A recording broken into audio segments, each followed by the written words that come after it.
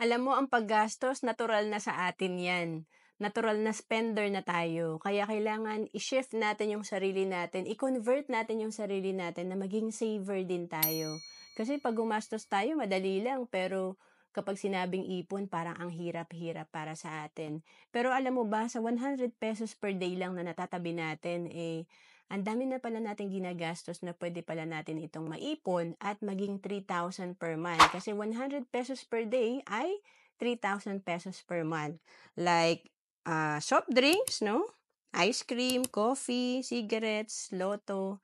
Ang daming pwede pala nating disiplinahin lang natin yung sarili natin para hindi natin magastos 'to at maitabi natin. Kasi alam mo sa ₱3,000 per month, 'pag nagawa mo itong ipunin at ma-invest, after 10 years meron kang projected fund na 690,116.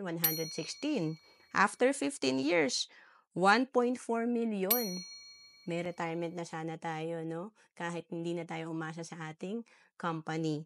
And after 20 years meron na tayong almost 3 million na retirement fund.